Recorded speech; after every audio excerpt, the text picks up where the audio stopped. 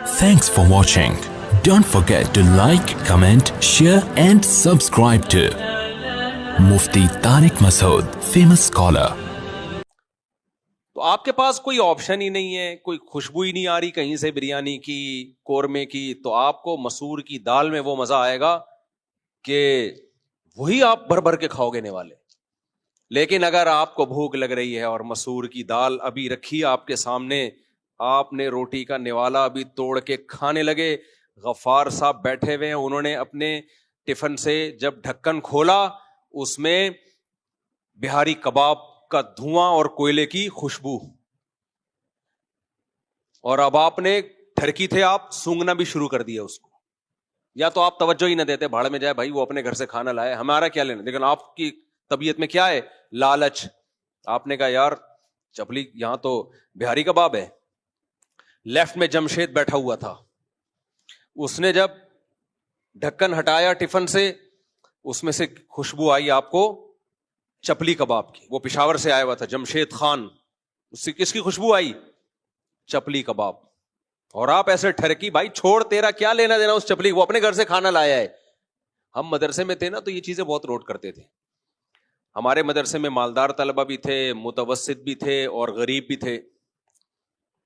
تو مالدار طلبہ کے گھروں سے بڑی لشپش ان کے ماں باپ بنا کے بھیجتے تھے, تو اکثر غریب طلبہ کو دیکھتے بھی نہیں تھے کہ اس کے ٹفن میں کیا ہے. لیکن ایک دو لالچی تھے, وہ کیا کرتے, میں دیکھ رہا ہوتا تھا, نوٹ کر رہا ہوتا تھا. جیسے کوئی میمن تھے ہمارے ایک جاننے والے, ان کے بڑے مالدار تھے, تو ان کے گھر سے بڑا زبردست کھانا آیا کرتا تھا نا, اپنے بچے کے لیے بھیجتے تھے وہ. تو وہ ادھر سے غریب جو ہے نا, کھسکتا کھسکتا سب نہیں ایک آدھ, کھسکتا کھسکتا ادھر کو آ جاتا. تو اب یہ چیز تو سب نوٹ کر رہے ہوتے ہیں نا, اور اس کی چاہت یہ ہوتی کہ اب یہ مجھے پوچھیں. تو وہ بیچارے اخلاقاً پوچھتے کہ آپ کھائیں, تو وہ شروع ہو جاتے, کھا لیتے. ہمیں بڑا برا لگتا ہے یار, وہ اپنے گھر سے کھانا لے کر آیا, تو کھسک کے ادھر کو جا رہا ہے. تو ایک دن وہ جو مالدار ساتھی تھے نا, انہوں نے ہمارے حضرت سے پوچھ لیا کہ حضرت میرے گھر سے کھانا آتا ہے, میرے والدین بنا کے بھیجتے ہیں, اب ایک دو طلبہ کھسک کے ادھر کو آ جاتے ہیں, تو مجھے روکنا اچھا نہیں لگتا, میں چاہتا ہوں کھائیں, اللہ نے ہمیں بہت دیا ہے اور ڈبل منگوا لیں گے ہم. ان کی نیت یہی تھی کہ بھائی میں والد صاحب سے کہوں گا 2 آدمیوں کا بھیج دو, مالدار لوگ ہیں ان کے لیے کیا ہے, تو اگر یہ کھا لیں تو میں کیا کروں, یعنی منع کروں یا ان کو کھانے دوں. ضمیر تو یہی کہتا ہے کھائیں. حضرت نے فرمایا سختی سے منع کر دیں. حضرت نے فرمایا پلیٹ کھینچ لیں, بولا اپنا جا وہاں جا کے کھا. آپ حیران ہو گئے یار, کسی کو کھانے سے روکنا کتنی بری بات ہے. حضرت کا مقصد کھانے سے روکنا نہیں تھا, اس غریب طالب علم کی اصلاح تھی. جب کسی کے گھر سے کھانا آ رہا ہے تو تم کھسک کے ادھر کیوں آ رہے ہو, کھانے تو اس کو آرام سے. بھائی ان کی سخاوت کو ہم کسی اور طریقے سے بوسٹ کر دیں گے کہ ان کے اندر کھلانے کا جذبہ پیدا ہو, اس کے 20 طریقے ہیں. لیکن جب مدرسے میں طلبہ آئے ہیں تو حضرت کی رائے یہ تھی کہ پہلے ان کی تربیت, پہلے ان کی تربیت, کوئی کسی اور کے کھانے پہ ہاتھ نہ ڈالے. تو فرمایا منع کرو, بولے ادھر جا کے کھاؤ, شاباش. اب آپ کہہ سکتے ہیں بھائی یہ تو بد اخلاقی سکھا رہے ہیں. بد اخلاقی نہیں سکھا رہے, استغنا سکھا رہے ہیں اس طالب علم کو. ایک دفعہ ڈانٹ پڑے گی نا, قیامت تک کے لیے اس کے دماغ میں ذلت بیٹھ جائے گی کہ یار کسی اور کا کھانے پہ بعض دفعہ بےزتی بھی ہوتی ہے. بےزتیاں نہیں ہوتی نا, ہمارے شیخ فرمایا کرتے تھے کسی غلطی پہ فوراً بےزتی ہو جائے نا, یا فوراً تنبیہ ہو جائے, اس پہ اللہ کا شکر ادا کیا کرو, کیونکہ بےزتیاں ہوتی نہیں ہیں, تنبیہ ہوتی نہیں ہے, وہ غلطی آہستہ آہستہ جڑ پکڑ لیتی ہے. اس لیے وہ کہا کرتے تھے کوئی غلطی کرو اور کوئی ڈانٹ دینا تو چپ کر کے سن لیا کرو, یہ تھوڑی ذلت ہے. بولو اچھا ہوا اللہ نے اس تھوڑی ذلت دے کے بڑی ذلتوں سے بچا لیا. بڑے لوگ کیوں بگڑ جاتے ہیں, سارے بڑے نہیں, بعض بڑے, کوئی بڑا ہوتا ہی نہیں ان کو سمجھانے والا, وہ غلطیوں پہ غلطیاں کیے جا رہے ہیں. اور جو چمچے والے ہوتے ہیں وہ ان کی غلطیوں پہ تنبیہ بھی نہیں کر رہے ہوتے, وہ حضرت جی کے ہر الٹے کام کا انہوں نے ٹھیکہ لیا ہوا ہوتا ہے. ہمارے حضرت تو ماشاءاللہ بہت نیک ہیں, اور حضرت غلطیوں کا پورا کنستر بن جاتے ہیں وہ. اس لیے بہتر یہی ہوتا ہے کہ غلطی ہو اسی وقت چماٹ لگ جائے, قدرت کی طرف سے اسی وقت تنبیہ ہو جائے, چاہے انسان کے ذریعے ہو یا اللہ ڈائریکٹ کر لے. ایک صحابی کے بارے میں آتا ہے نا, بد نظری ہوئی ان سے تو آگے کھمبے سے ٹکرا گئے, جا کے کسی خاتون پہ نظر پڑی, ان کو دیکھنے لگے, آگے کوئی ستون آیا اس سے ٹکرا گئے. تو نبی نے فرمایا تل کا بھی تل کا, فرمایا جو تم سے غلطی ہوئی اللہ نے نقد سزا دے دی. کہ آئندہ یہ غلطی مت کرنا. تو یہ اللہ کی طرف سے نعمت ہوتی ہے. کوئی غلطی ہو, بیٹے نے غلطی کی, باپ کی طرف سے چماٹ لگ گیا, ٹائم پہ لگ گیا, لیٹ ڈیلے نہیں ہوا. اور ابا سے غلطی ہوئی, کسی اور کی طرف سے تنبیہ ہو گئی. شیخ اور پیر و مرشد سے غلطی ہوئی تو مریدوں نے بتا دیا کہ یہ ٹھیک نہیں ہے. تو یہ بہت بڑی اللہ کی نعمت ہوتی ہے. اگر تنبیہات نہ ہونا انسان کو, انسان پھر ایسا فرعون بنتا ہے, چاہے وہ نیکی کیوں نہ ہو, پھر بگڑ جاتا ہے وہ. تو خیر کہاں سے کام میں چلا گیا, میں بات کیا کر رہا تھا؟ موبائل فون نہیں یار, ابے سالے, ابھی جو لاسٹ میں چل رہی تھی نا بات, ہاں دال کی مثال تو دے رہا تھا میں, وہ تم دوں گا. اس کے بعد بھی ماش کی دال, ہاں نہیں وہ کسی اور طرف چل گیا, میں بالکل لاسٹ میں ایک اہم بات کر رہا تھا. خیر چلو آ جائے گی دوبارہ ذہن میں انشاءاللہ. تو میں مثال دے رہا تھا کہ دیکھو, ہاں وہ طالب علم کی مثال دے رہا تھا کہ ہمارے حضرت نے کیا فرمایا, اس مالدار طالب علم کو بولا کہ سختی سے منع کر دیں, دوبارہ آئے نا کوئی کھانے کے لیے, بالکل نہیں. اچھا پھر ایک اشکال ہوتا ہے, حضرت ان کو یہ کہہ دیتے مالدار طالب علم کو کہ آپ اپنا کھانا الگ منگوا کے الگ کمرے میں کھایا کریں, غریب طلبہ کے ساتھ نہیں کھایا کریں. یہ بھی تو کہہ سکتے تھے نا کہ غریبوں کا دل خراب ہوتا ہے نا.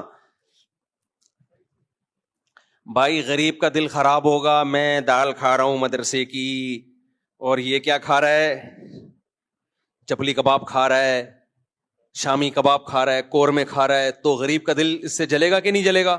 تو حضرت کہہ سکتے تھے کہ آپ غریبوں کے سامنے ایسا مرغن کھانا کھاتے کیوں ہو, یہ کہہ سکتے. میں سب چیزیں نوٹ کر رہا تھا کہ حضرت اس کو تنبیہ کیا کرتے ہیں. یہ بھی تو حضرت کہہ سکتے تھے نا, بھائی آپ الگ لے جا کے کھا لیا کرو, ان کے سامنے کیوں کھا رہے ہو آپ, ان طلبہ کا دل خراب ہوگا. لیکن حضرت نے یہ بھی نہیں کہا وہیں بیٹھ کے کھاؤ. کیوں بھائی, دوسرے طلبہ ہمارے پاس تربیت کے لیے آئے ہوئے ہیں. ساری زندگی ایسا کبھی نہیں ہوگا کہ آپ غریبوں میں ہی رہو. کبھی آپ کو لینڈ کروزر والے آپ سے آ کے ملیں گے, کبھی کوفتے کباب والے آ کے ملیں گے, کبھی غریب ملے گا, کبھی امیر ملے گا. ابھی سے غریب طالب علم کی تربیت کہ تمہارے سامنے جب دال رکھی ہوئی ہے تو اگر کوئی کوفتے بریانی کباب کھا رہا ہے تو تمہاری بلا سے تمہاری توجہ اس کی طرف بولو نہیں ہونی چاہیے. سمجھ میں نہیں آ رہی بات؟ تمہیں جو ملا ہوا ہے وہ اس کو مرغا سمجھ کے کھاؤ تم. یہی تو ٹھڑک جب بڑی ہوتی ہے پھر بڑھتی ہے ٹھڑک. پھر یہ صرف کھانے پینے میں نہیں رہتی کہ میں دال کھا رہا ہوں, میرا پڑوسی بریانیاں پھوڑ رہا ہے, تو پھر یہ پڑوسیوں کی بیویوں تک بھی جاتی ہے. ہمیں میری بیوی کالی, اس کی دیکھو جمشید دیکھ کیسی بیوی لے کے گھوم رہا ہے, احساس کمتری میں جائے گا نا. بچپن سے عادت پڑے گی بھائی میرے سامنے دال اور اس کے سامنے قورمہ, کیونکہ اس کا قورمہ ہے, میرا اس قورمے سے لینا دینا بولو کچھ بھی نہیں. میری دال میرے لیے اللہ نے کیا پیدا کی ہے, دال بڑا مال.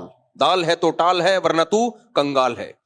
ویسے تو یہ مال ہے تو ٹال ہے, میرے لیے کیا ہے بھائی, دال ہے. اس کے لیے اللہ نے پیدا کیا, ٹھیک ہے.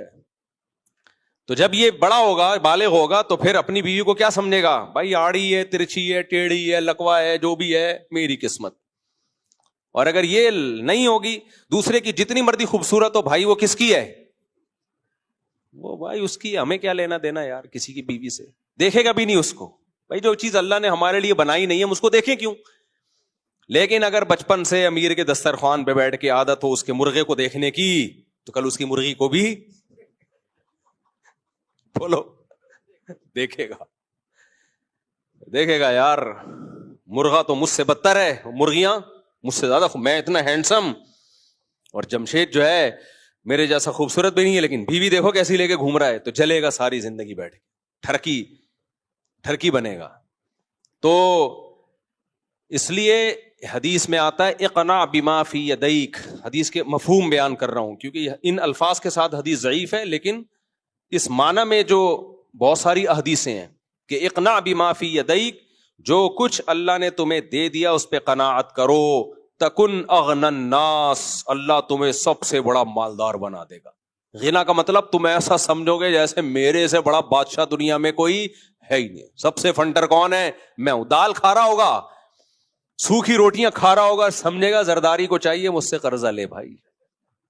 ایسے میں نے لوگ دیکھے ہیں, ایسے جیتے ہیں یار, ٹھیلوں پہ سو رہے ہوتے ہیں. ٹھیلوں پہ سو رہے ہوتے ہیں رات کو, سونے کی جگہ نہیں ہے, ایسا سر اٹھا کے جیتے ہیں. کیوں بھائی؟ ہمیں کسی سے کوئی لینا دینا ہے ہی نہیں. اور جب دل جلے نا, دل جلتا ہے, نہیں یار کیوں لینا دینا نہیں ہے, میں 10 سال سے ٹھیلا اور وہ دیکھو میرا کلاس فیلو تھا آج کہاں پہنچا ہوا ہے. کوئی ٹینشن کی بات نہیں ہے, دونوں قبرستان میں بہت جلد پہنچنے. وہ بھی آگے جا کے دھڑام سے قبر میں جائے گا, تو بھی کہاں جائے گا. ابھی دیکھو ہم سے پہلے صدیاں انسان کو آئے ہوئے تو ہزاروں سال ہو گئے, کتنے بڑے بڑے فنٹر آئے. کیا خیال ہے؟ آپ سوچ رہے ہوں گے کتنے بڑے بڑے فنٹر آئے جن کی بیویاں ہماری بیویوں سے زیادہ خوبصورت تھیں. کیوں؟ نوجوان تو یہی سوچ رہا ہوتا ہے. تو کہاں گئے؟ مارکیٹ سے شارٹ. تو یہ بھی شارٹ ہو جائے گا. تو جب ایک چیز ہم نے سوچ لی ہے بھائی میرے پاس جو کچھ ہے بس میں اس میں بادشاہ ہوں, تو اب میں آپ کو وہ مثال کی طرف آتا ہوں کہ آپ کو بھوک لگ رہی ہے, آپ کے پاس دال ہے, سامنے قورمہ ہے, بریانی ہے, آپ کی عادت پڑ گئی ہے کہ کسی کی چیز کو دیکھنا ہی نہیں ہے آپ نے, تو آپ کو وہ دال میں بے تحاشا قورمے سے زیادہ مزہ آئے گا. لیکن اگر آپ کی یہ عادت نہیں ہے, یا آپ کے لیے الاؤ ہے بھائی سب کچھ کھا سکتے ہو, جیسے بوفے میں ہوتا ہے, آپ گئے وہاں آدھا گھنٹہ تو آدمی ڈھکن ہی دیکھتا رہتا ہے. میں تو بوفے پسند ہی نہیں ہے ایسے جہاں جاتے ہیں نا. میں اکثر واقعہ بتاتا ہوں نا, سعودی عرب میں ہم 2013 میں حج کرنے گئے, تو اب وہ سسٹم یہ تھا کہ ناشتے میں اتنی 20 قسم کی چیزیں, انجیر, یہاں ڈھکن ہٹاؤ. سعودیہ میں جنہوں نے زمزم وغیرہ میں ہوٹل میں ناشتہ کیا پتا ہوگا ان کو, 20 قسم کے کھانے. ایک دن تو میں نے ناشتہ کیا, مزہ نہیں آیا. ہم نکل لیے, وہاں ایک ہوٹل تھا, پائے بہترین بناتا تھا وہ, اور بہترین روٹی تھی, طبیعت سے پھوڑ پھاڑ کے آ جاتے تھے ہم. تو ہمارے دوست کہتے تھے بھائی اس کی پیمنٹ کی ہوئی ہے, اتنا لگژری ناشتہ چھوڑ کے پائے میں روٹی ڈبو ڈبو کے کھا رہے ہو. میں کہتا تھا میں اتنا بے وقوف نہیں ہوں کہ اگر ہم نے ایک چیز کی پیمنٹ کر دی ہے تو صرف پیمنٹ کے چکر میں میں اپنی زبان کی لذت چھین لوں. جب ناشتے میں مزہ ہی نہیں آ رہا, 20 انجیر کیا کرے گا ناشتے. جب تک آپ صبح ناشتے میں ایسے پائے جس میں انگلیاں جب ڈبو تو ایلفی کی طرح چپک جائیں, ایسے پائے تھے وہ, معمولی پائے نہیں تھے. انگلیاں کیا ہوتی تھیں؟ چپک جاتی تھی. ایسے پائے آپ کھاؤ ناشتے میں, کل سے شروع کر دو. تو ایسے پائے بھائی جب تک انگلیاں ڈبو. اور جو نہاری بھی لوگ کھاتے ہیں نا, آپ جاؤ یہ جو بڑے مشہور ہوٹل ہیں نہاریوں کے, ان میں نے کچھ لوگوں کو دیکھا ہے روٹی کو نا یوں کر کے کھا رہے ہوں گے, ایسے کر کے یوں دبو کے کھا رہے ہوں گے. ان کے بارے میں مجھے ایک شعر یاد آتا ہے, جو ذرا سی پی کے بہک گیا اسے میں کدے سے نکال دو, یہاں اہل ظرف کا کام ہے یہاں تنگ نظر کا گزر نہیں. یہ نہاری کھانے کے قابل نہیں, ان کو نکال دو یہاں سے. نہاری بھی جب ہوتی ہے گرم گرم نہاری, اس میں ڈبو ڈبو کے ہاتھ پہلے صابن سے دھو لو اچھی طریقے سے, کیونکہ سامنے والے کو گھن آتی ہے. پھر ناخن بھی کٹے ہوئے ہونے چاہیے, ان میں میل نہ گھسا ہو. اس کے بعد جب تک اس میں لقمہ ڈبو ڈبو کے پورا ایسے بھر بھر کے نہیں کھاؤ مزہ نہیں آتا. تو یہ تمیز سے کھانے کی چیز ہی نہیں ہے نہاری. ایسے بیٹھ جاتے ہیں تمیز, تو مجھے تکلیف ہو رہی ہوتی ہے نا, وہ یوں کر کے کھا رہے ہوتے ہیں, میں ڈبو کے کھاؤں گا تو بولے گا مفتی صاحب تو ہمیں تمیز سکھانی چاہیے تھی, خود بدتمیزی سے کھا رہے ہیں. تو اس لیے نہاری ہمیشہ بدتمیز آدمی کے ساتھ ہی بیٹھ کے کھانی چاہیے. تمیز وال سے آستینیں چڑھا لو, اور پھر اس میں پھر چٹپٹا لیمو ویمو مرچیں لگ رہی ہوں اور ہل رہا ہو آدمی, پھر نہاری. ورنہ پھر بہتر ہے گھر میں کھا لو جو تمیز سے جو گھر میں کھانا. خیر کہاں سے کہاں چلے گئے ہم. تو میں عرض کر رہا تھا کہ اگر 20 قسم کی چیزیں ہوں گی تو پھر دال اچھی بولو نہیں لگے گی. اب ہوتا کیا ہے دنیا پر اس آدمی جس میں ہوس ہوتی ہے نا, وہ کبھی سکون میں ہوتا ہی نہیں ہے, کیونکہ اس میں قناعت ہی نہیں ہے نا. جو آپ کے پاس جو نعمت ہے اس پہ وہ قناعت تو سمجھتے ہیں نا, تھوڑا اردو کا مشکل لفظ ہے, اس کو انگلش میں پتہ نہیں کیا کہتے ہیں, کہ اکتفا کرنا, انحصار کرنا. یہ سارے گاڑے گاڑے آج کل لوگ اتنی گاڑی اردو نہیں سمجھتے. پہلے زمانے میں ہم کوئی انگلش کا لفظ بتاتے تھے تو اردو میں ترجمہ کرنا پڑتا تھا. آج اتنا معاملہ خراب ہو گیا ہے کہ اردو کو انگلش میں ایکسپلین کرنا پڑتا ہے. انڈیا والے ہم سے جب میں کوئی اردو میں بات کرتا ہوں, جیسے میں بولتا ہوں کہ جی اس پر انحصار کریں, تو کہتے ہیں انحصار بولے تو, وہ یہ بول رہے ہوتے ہیں انحصار بولے تو. میں کہہ رہا پہلے تو بولے تو کا مطلب تو بتاؤ, بولے تو کا کیا مطلب ہے. کہتے ہیں انحصار بولے تو, آجو باجو میں دیکھ لو کوئی ہے تو نہیں ہے. میں انڈیا والے بہت دوست بن رہے ہیں نا, اب جب باہر ملکوں میں ہم جاتے ہیں انڈین بہت ملتے ہیں, بڑی محبت کرتے ہیں, اللہ ان کو جزائے خیر دے. تو وہ بڑا مزہ آتا ہے ان کی اردو سننے میں. یار مفتی صاحب کو لے جا, آجو بازو میں دیکھ کوئی ہوٹل ہو تو ناشتہ کرا دے مفتی صاحب کو, آجو بازو میں دیکھ کوئی. میں نے انڈین کے ساتھ عمرہ کیا تو وہ ایک نے کہا تو ٹکلا ہو گیا, دوسرے سے کہہ رہے ہیں. میں نے کہا شاید مذاق کر رہا ہے, کہنا تو ٹکلا ہو گیا. میں نے کہا یار قابل عزت آدمی ہے, اس کو ٹکلا کیوں بول رہے ہو, قابل عزت آدمی ہے, اس کو ٹکلا کیوں بول رہے ہو. تو انہوں نے کہا ہم لوگ ٹکلا بیزتی والا لفظ نہیں ہے ہمارے یہاں, گنجے کو ہم ٹکلا ہی بولتے ہیں. ہم تو کوئی قابل احترام آدمی ہوگا تو گنجا بھی نہیں بولتے, ہم کہتے ہیں آپ نے حلق کروا لیا ہے, قابل احترام ہے نا, یہ تھوڑی حضرت جی کو گنجا کرا کے لے آؤ. بولے گا یار, تو ہم تو یہ کہتے ہیں حضرت کا حلق کروا دو. قصر کرنا ہے یا حلق کرنا ہے, بڑی تمیز سے. تو وہ سیدھا سیدھا بھی ٹکلا کرا دو اس کو. Thanks for watching.